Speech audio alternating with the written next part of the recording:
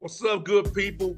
Bet Online is your number one source for all your betting needs. The latest odds, lines, and matchup reports for baseball, boxing, golf, and more.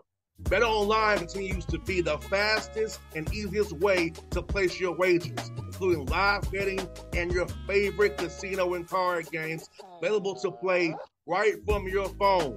Head to the website or use your mobile device to sign up today and get in on the action. Remember to use your promo code BELIEVE, BLEAV, for your 50% welcome bonus on your first deposit. Bet Online, where the game starts. What's up, family? Jared the Bossman here. You're tuned into the Bossman Show on AM 1010, AM 1430, 1055 The King. Let the King out at 105theking.com and the Bossman Show at bossmanshow.com. Hit me up on Instagram, the Bossman Show, Twitter at Bossman Show, and Facebook, Bossman Show. It's the Bossman on your radio. Listen to the Bossman Show with your host, JR, Saturdays at 9 a.m. right here on AM 1010, The King. BS3 Network, changing the way you watch TV. Yes, BS3 Network, changing the way you watch TV, covering content and hot topics from A to Z, sports, music, society and culture, movie reviews, you name it, we have it. Check it out on bs3network.com or check us out on Roku, BS3 TV on Roku, as well as check out your favorite podcast on all podcast platforms or Spreaker.com/BS3 Network. You are now tuned to BS3 Network.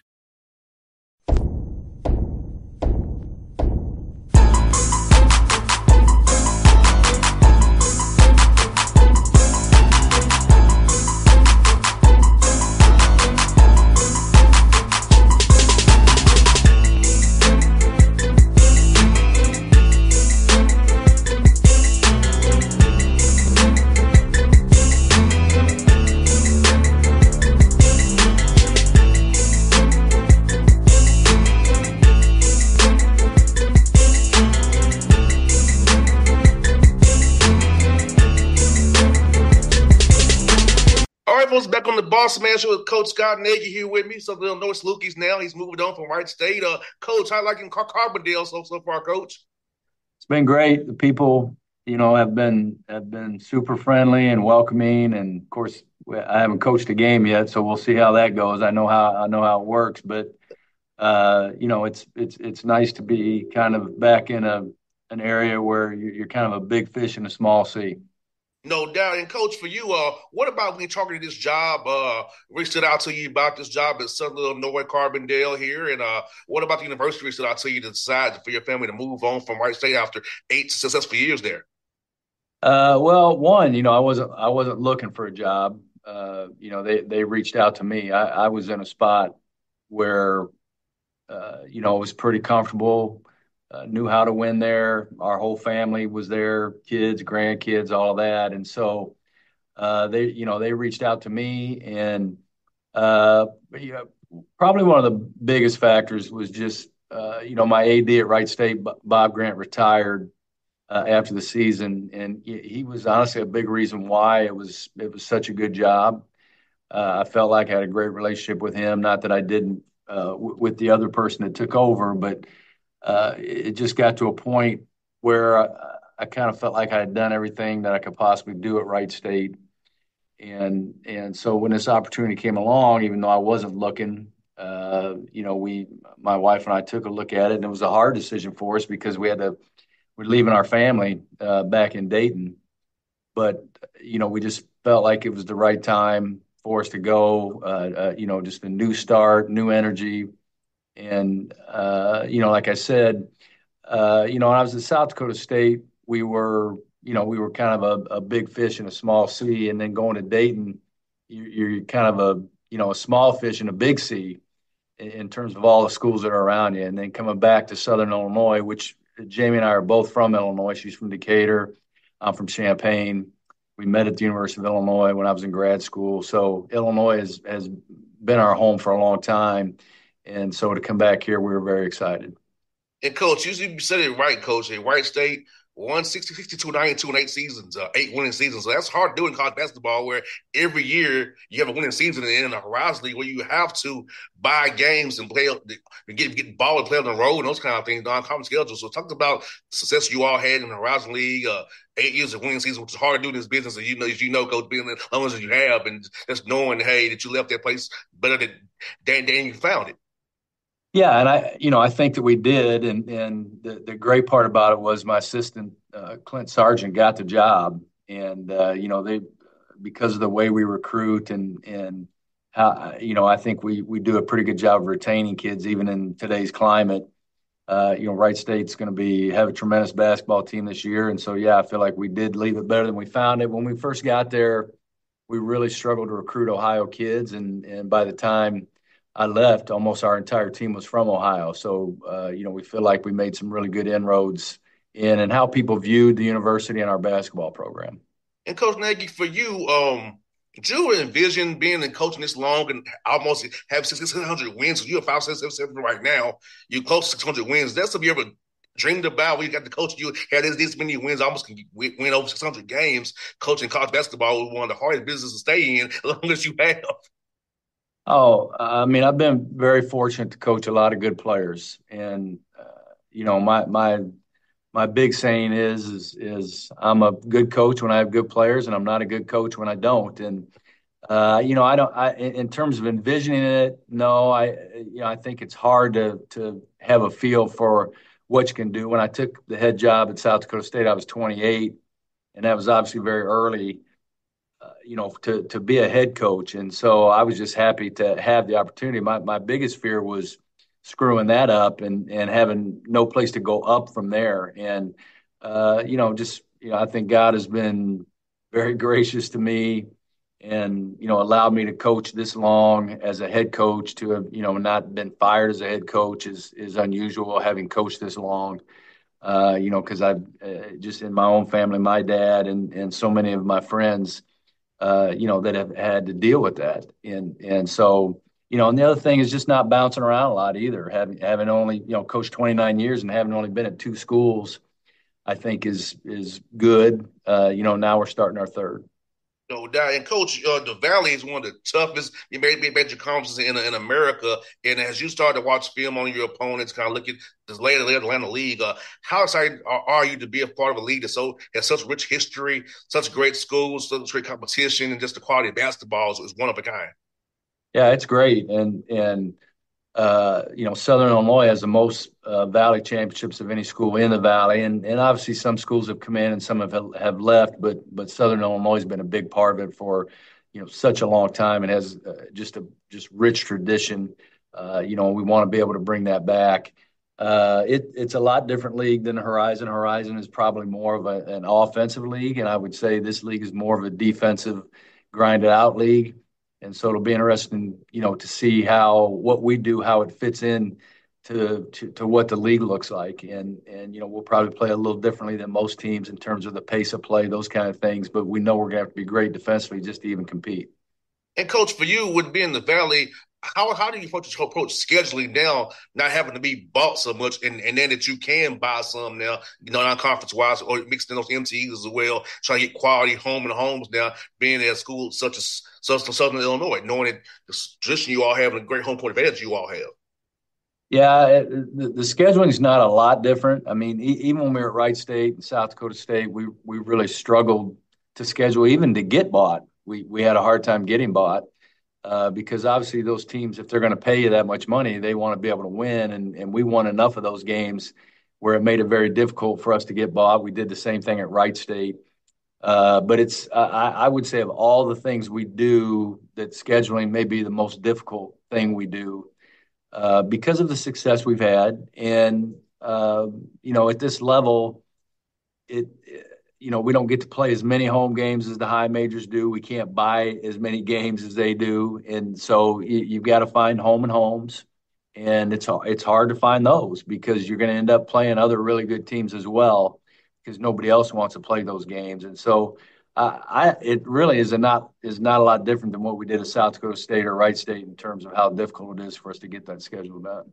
100%, coach. And coach, for you now with NIL and transfer portal, how's it changed the way you vet a young man, recruit a young man to really know if he's in it for the right reason or he just wants some money to play for you? Because I know for me, I'm about the passion of the game still, not so much the money piece of it. So how does that work now, having to deal with guys even more than ever, having outside forces pushing them to ask for money when they want to come play for you rather than do an outfit Coach Nagy style, but how much can you pay me now? Yeah. It's changed the game a lot. The game used to be a lot more relational, and now it's much more transactional in terms of what can you give me. Very few people are coming in and going, hey, what can we do for you? How it almost is like if you're going to get a really good player, like they're doing you a favor, and I have really no interest in a young man thinking he's doing me a favor by coming here. I think that we're still trying to do it old school. We would still like to stay out of the portal if we could, because I know if we get in the portal, it's probably going to be very expensive. I'm not crazy about the whole system and how it works, but I'm also not going to bury my head in the sand and say that NIL is not important, because I know that it is. I think that people want to feel like they're appreciated. You can't blame really the young men for what they're doing. It's the culture that we're in now. I think kids are more entitled, but I don't blame them. I think it's the culture they came up in, and a lot of them, if they were any good at basketball from a young age, everybody kind of took care of them, and that's why I don't blame them. But if they're going to come here, we're not going to allow them to be entitled, no matter what we're doing with them on the NIL side. And our goal really is, once they get here as freshmen, we want them to stay and know that when they stay and they have success, that NIL wise, we'll be able to take very good care of them. But if they just want more, it doesn't matter where you go. I don't care what level you go. If you want to leave and chase more, you can do that. There's always more out there. Somebody always has more. And if that's what they want, then they're not going to be a good fit for us. And I would tell them not to come here. Just don't come here if you're going to leave. It used to be that young men would leave if things weren't going the way they wanted. Now they're leaving when they're getting everything they want. They have good relationships. The basketball system fits them, and they go home, and you have agents contacting them and telling them they can get them this. And so there's a lot more pressure on the young men today than there used to be in terms of those kind of things. And I think it takes a young man that's very grounded, in his character and his values, to be able to say no to those kind of things when you have agents reaching out saying we can get you this, even though it's not a guarantee. I think, we're looking for guys that want more, that want relationships, that want a home, a place where they can develop roots. And when they are done playing, when they leave here, whether they continue to play or they leave here and they go on into the work world, this will always be home for them, instead of bouncing around. Because the kids that bounce around have no home once they're No done. doubt. And yeah, and I think that's important for them. And so I think this whole college culture that we have now, the environment, I don't think is good for the young men. I just don't. I think anytime it's just about money, no matter what it is, I don't think that's a good decision, just to make the decision based on that. But now you're dealing with guys whose brains aren't even fully developed. My wife reminds me all the time that their brains aren't fully developed till they're 25, and some of these guys are getting, quite a bit of money. And the one thing I know about money is, whoever you are before you get it, you're going to be more of that after you get it. So if your character's good, if you're generous before you get the money, you're going to be more generous. You're going to be, but if your character's no good, it's going to make you worse, and you're going to make worse decisions, because money just gives you the freedom to do even worse things. And so I think it's really, really hard when these guys' brains aren't even fully developed to be handing them this much money. And so, we know it's important, but we also have to work it into our values. So I think it's a very delicate balancing act, for sure. And Coach Nagy, seeing your career, seeing your resume, if I'm a young man, I want to play for you because so many of your players have went to go play pro ball for many years and make money. And I feel like sometimes coaches is immediate gratification of the quick dollar, not thinking about the long-term dollar, the big picture. And these young men, like you said, their brains not fully developed yet. They don't quite see the long game that I would see. Is that playing for you, developing in your system, I can make money much more money overseas or in the NBA or wherever I want to play it because I've been trained the right way how to play basketball and now I'm marketable as a player. Yeah. And I think what most people what they see are the guy that transfers up and gets paid and he's successful. Did I lose you? I'm your coach. Okay. Somehow my camera went off, but that's fine. And so, but what most people don't see are the 90% of the guys who end up in a worse basketball situation. And it just, they end up maybe getting paid more, but they end up in a situation basketball-wise where they're not happy. And if they would stay where they are, where they're comfortable, where they can develop, and like you say, in our system, if you're a good offensive player, you like to play for me because I give you the freedom to go and do those things as long as you'll guard and do the things that we ask you to do. But I'm a pretty free offensive guy, and so you have a chance to really develop and show what you can do offensively if you play for me. You leave us, you may put yourself in a worse basketball situation. And like you say, what most people don't look at is the long term. If I leave a school and go somewhere else, how will it impact me in my professional career? 100%, coach. And coach, for you, this summer, having a whole new roster for the most part, new guys you're coaching, how much did you focus on team activity versus trying to develop them as players and individually? Because I know it's tricky and you're trying to mesh a team together who's all new guys together and you're a new head coach in the situation to try to, put it in your system or versus developing them a little bit. Yeah, not only am I coaching 14 guys that I've never coached before, but I also only have one coach from my previous staff.